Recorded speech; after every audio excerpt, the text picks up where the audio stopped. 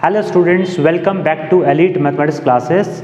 Student, previous lecture में हमने concept of similarity of triangles किया था, जिसमें हमने बेसिक प्रोपोर्शनैलिटी थ्योरम को कंप्लीट किया था एंड आई होप कि वो आपको लेक्चर क्लियर हो गया होगा।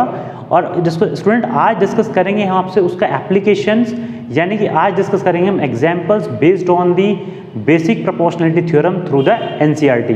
सो चलिए स्टार्ट करते हैं लेक्चर को।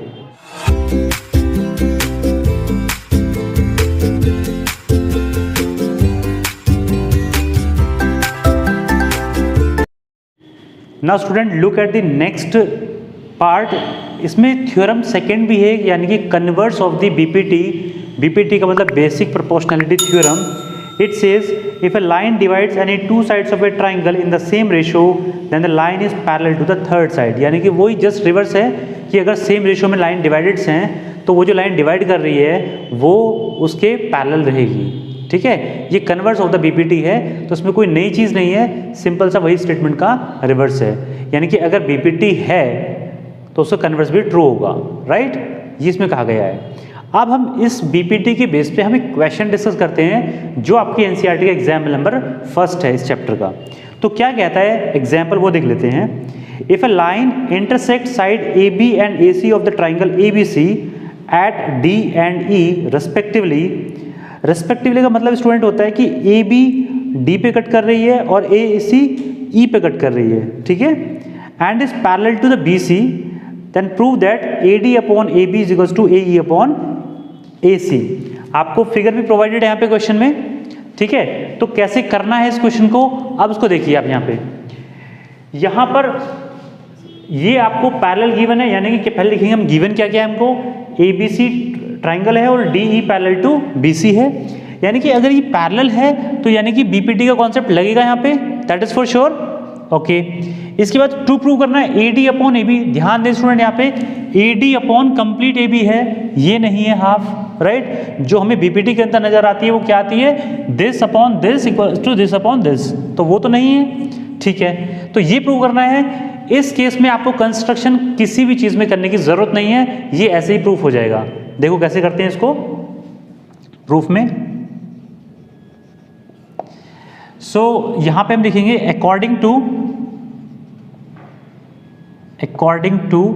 बीपीटी, यानी कि बेसिक प्रोपोर्शनैलिटी थ्योरम, और इसको ऐसे लिख सकते हैं थेल्स थ्योरम। इसके अकॉर्डिंग क्या था बेटा, हमने पढ़ा था कि A D upon D B is equals to A E upon E C, ये पढ़ा था हमने। इसको हम क्या कर सकते हैं, और देखो स्टूडेंट यहां पर इसको हम क्या करेंगे, रिवर्स कर लेंगे दोनों तरफ से, कोई फर्क नहीं पड़ेगा इसके ऊपर अगर दोनों तरफ से कर रहे हैं। यानी कि D B upon A D is equals to A E upon E C upon क्या आएगा student, E C upon A ई, ठीक है। अब यहां पे क्या करेंगे, ऐड वन बोथ साइड। जब दोनों तरफ ऐड करेंगे तो क्या आएगा, देखो भाई, D B upon A D plus one is equals to E C upon A E plus one, ठीक है।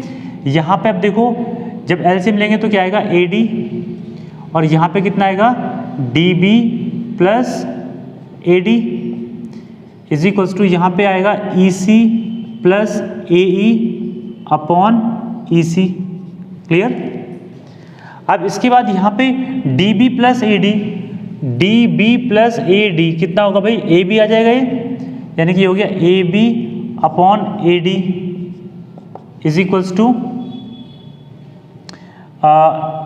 ये आ जाएगा ई C plus A E C plus A ई कितना आ जाएगा भाई, ए सी अपॉन ई सी। अब हम क्या करेंगे, इसको फिर से रिवर्स कर देते हैं, ठीक है।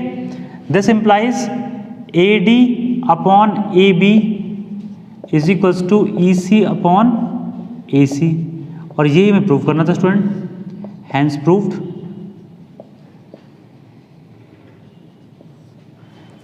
Is that clear?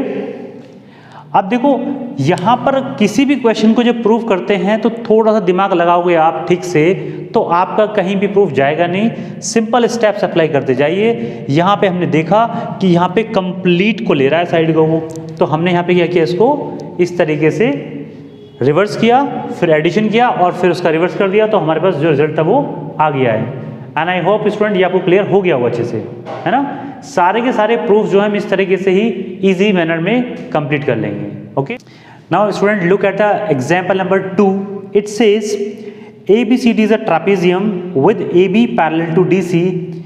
E and F are the points on the non-parallel sides AD and BC respectively, such that EF is parallel to AB, shown in the figure. Figure दिख रही होगी आपको यहाँ पे. Show that AE upon ED is equals to BF upon FC. ये आपको prove करना है. बड़ा आसान सा क्वेश्चन है ये. देखो कैसे करते हैं इसको, समझना अच्छे से. कि आपने गिवन लिखा पहले, ट्रापेजियम गिवन है, AB parallel to DC, also this, prove that, ये करना है आपको. और कंस्ट्रक्शन हमने ज्वाइन कर लिया AC को. कंस्ट्रक्शन जब भी हम करते हैं तो बेस होता है हमारा जो हमें प्रूव करना है, उसके बेस पे हम उसको ड्रॉ करते हैं. अब देखो AE अपॉन ED, AE और ED और BF और FC, ये इस तरह की साइड है ना आपके पास. तो इनको अगर कनेक्शन में लाना है तो हमारे पास कुछ ना कुछ ट्राइंगल का कॉन्सेप्ट आना चाहिए, तब जाकर के हम इसको यूज़ कर पाएंगे. ठीक है, विदाउट इट हम इसको कनेक्ट नहीं कर पाएंगे आपस में. तो हमने वही किया कि इस ट्रापेजियम को या तो ऐसे ज्वाइन कर लो या फिर ऐसे ज्वाइन करोगे तब भी कोई फर्क नहीं पड़ रहा, वो दोनों बात एक ही है. ठीक है, अब हम प्रूफ करते हैं इसका. देखो तो यानी कि ये दो साइड्स के लिए हमें क्या चाहिए, एक ट्राइंगल चाहिए जो हमें क्या बताएगा, प्रूफ कराएगा इसको. ठीक है, क्या करते हैं, देखो हम यहाँ पे स्टूडेंट्स कि इस साइड को लेने के लिए हम क्या करते हैं. अच्छा पहले एक चीज़ देखो यहाँ पे कि अगर AB पैरेलल टू DC है, if AB parallel to DC है and EF parallel to AB है, तो देखो भाई यहाँ पे अगर AB DC के पैरेलल है यानी कि ये लाइन इसके पैरेलल है ना, और ये जो EF है ये पैरेलल टू AB है, तो ये भी तो इसके पैरेलल होगी. अगर ये इसके पैरेलल है, ये इसके पैरेलल है, तो ये भी तो इसके पैरेलल होगी. So we can say EF is also parallel to DC. Equation number 1 मान लिया हमने इसको. ठीक है, अब इसके बाद क्या किया हमने, यहाँ पर अगर ऐसा है ऑल्सो, अगर देखो बेटा ये है, ध्यान देना इधर, अगर हमारे पास EF पैरेलल टू DC आ गया तो EG पैरेलल टू DC भी तो होगा. EG parallel to DC and also GF parallel to DC again, right. From 1 हम कह सकते हैं इसको. जब ये कंप्लीट लाइन इसके पैरेलल है तो ये भी लाइन इसके पैरेलल होगी और ये भी इसके पैरेलल होगी, इसमें कोई दिक्कत नहीं है. ठीक है, नाउ अब देखिएगा यहाँ पे हम ले रहे हैं इन ट्राइंगल ADC, इन ट्राइंगल ADC की बात करते हैं. तो यहाँ पर हमारे पास ये पैरेलल है इसके, तो यहाँ पर इसका रेशो और इनका रेशो इक्वल होगा, यानी कि in triangle ADC AE upon ED is equals to AG upon GC by Thales theorem, ये बाई BPT बोल सकते हैं इसको हम. ठीक है, सिमिलरली इसी तरीके से बेटा क्या होगा इन ट्राइंगल, अब दूसरा ट्राइंगल लेते हैं हम ACB या ABC ले लेते हैं इसको, ABC. इसमें क्या होगा कि AG upon GC is equals to BF upon FC. इसको इक्वेशन नंबर 2 मान लेते हैं. यहाँ पे भी क्या है, by BPT, equation number 3. Clear है. अब यहाँ पे देखो AG upon GC, AG upon GC दोनों बराबर आ गए, तो हम कह सकते हैं from 1 and 2, sorry from second and third क्या कह सकते हैं स्टूडेंट हम कि AE upon ED is equals to BF upon FC. यही आपको प्रूव करना था, हैंस प्रूव्ड. ध्यान रहे स्टूडेंट, जब आप एक एक स्टेप कंप्लीट लिखेंगे तब जाके आपको कंप्लीट मार्क्स मिलते हैं। यानी कोई भी स्टेप, चाहे वो गिवन का है, चाहे टू प्रूव का है, या कंस्ट्रक्शन का है, या प्रूफ का है, कोई भी स्टेप मिस नहीं होगा तो आपको 100% मार्क्स मिलेंगे उस क्वेश्चन में। और अगर कहीं भी आपने कंस्ट्रक्शन का पॉइंट मिस कर दिया तो वहाँ पे आपने एक टीचर को चांस दे दिया है कि अपने नंबर काट सके वो, ठीक है। तो उसका ध्यान रखेंगे आप, हर एक पॉइंट को स्टेप वाइज लिखते जाएंगे। ओके, आगे मूव करते हैं नेक्स्ट क्वेश्चन पे।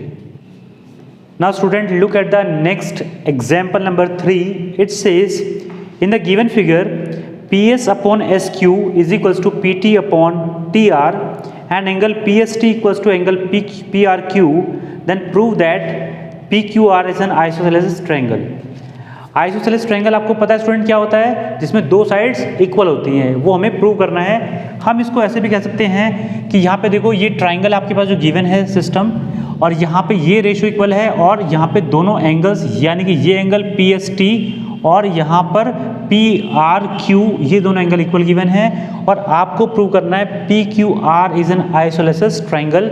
या फिर हम कह सकते हैं इसमें ऐसे प्रूव करना है PQ is equals to PR। अगर दो साइड्स इक्वल होती हैं तो वो ट्रायंगल कैसा होता है स्टूडेंट, आइसोसेलेस ट्रायंगल होता है। अब इसका प्रूफ बहुत ही ईजी है, देखिए जल्दी से इसको कैसे फिनिश करते हैं। तो प्रूफ लिखा हमने यहाँ पे।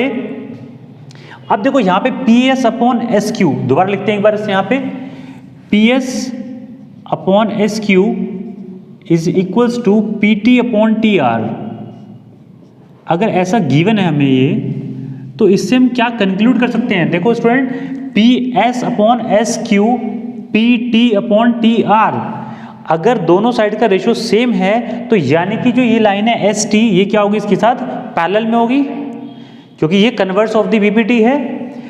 सो हम कह सकते हैं यहाँ पे कि ST is parallel to QR। ये क्लियर हुआ। अगर ये ST is parallel to QR है, इसको इक्वेशन नंबर 1 पहले मान लेते हैं इसको हम यहाँ पे, क्योंकि इस रिजल्ट को हम यूज करेंगे। तो हम कह सकते हैं स्टूडेंट यहाँ पे कि एंगल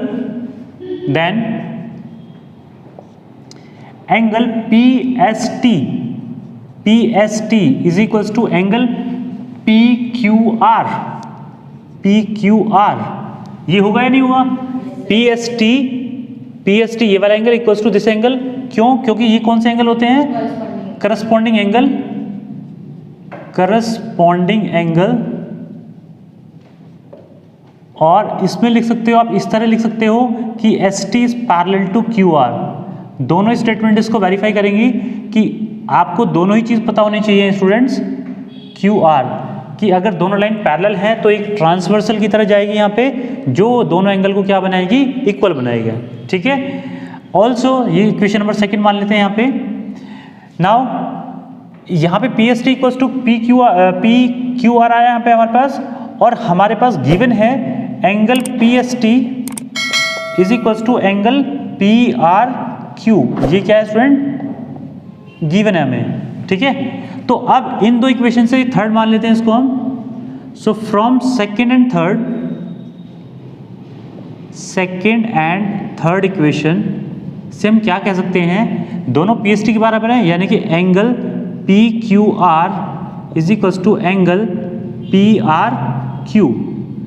अगर ये एंगल दोनों इक्वल हैं तो इनकी जो अपोजिट साइड है वो भी इक्वल होंगी, यानी कि हेंस वी कैन से कि PQ is equals to PR। PQ is equals to PR,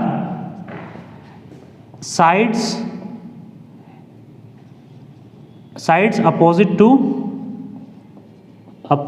to equal angle, side opposite to equal angle are also equal. So